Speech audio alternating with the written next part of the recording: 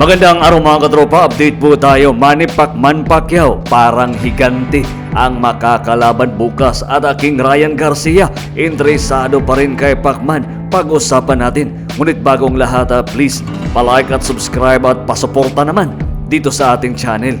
Sa kakatapos lang na final weigh-in kanina ni pambansang kamao 8th Division World Champion Manny Pacquiao laban sa current active kickboxer na isang Hapon na si Rukia Anpo na may 6 feet yung tangkad. Malaki po yung diferensya kontra dito kay Manny Pacquiao na 5'6 lang ang tangkad. Sa kasalukuyan, itong si Anpo ay may 27 wins, 14 KOs, 8 losses at isang draw at may edad pa lamang na 28 years old. Gaganapin po ang kanilang bakbakan bukas sa Tokyo, Japan. Malaki yung kumpiyansa ni Pacquiao na babaklasin lang niya ang mas matangkad na si Anpo. At sa isa pang banta, King Ryan Garcia is umagaw ng eksena sa weigh-in ni Pacman at Anpo.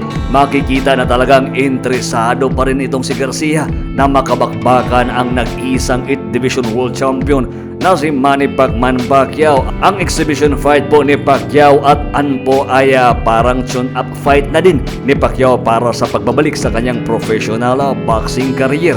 At sa isa pang banda, ranking ng ESPN ng the top 25 Asian athletes of the 21st century. Sa nasabing ranking na inilabas ng ESPN nung makalawa lang, July 25, is makikita natin ang iba't ibang sports at mga kilalang personalidad o atleta na talagang nag-i-excel sa palakasan ng sports, na kung saan namamayagpag po ang bandilang Pilipinas, na kung saan si Manny Pacquiao ang nag-number 1 sa nasabing ranking. Dito po is talagang nare-recognize ang pagiging 8th Division World Champion ni Manny Pacquiao at ang kanyang pagiging kampiyon sa tatlong dekada, taong 2000, 2010 at 2020. Ganun po kalakas ang alamat ng Pinoy na si Manny Pacquiao. Abangan po natin ang exhibition fight ni Manny Pacquiao at ni Anpo bukas po, July 28, 2024. Hanggang dito lang muna tayo sa ating update. Sa di pa nakapag-like at subscribe sa ating channel, please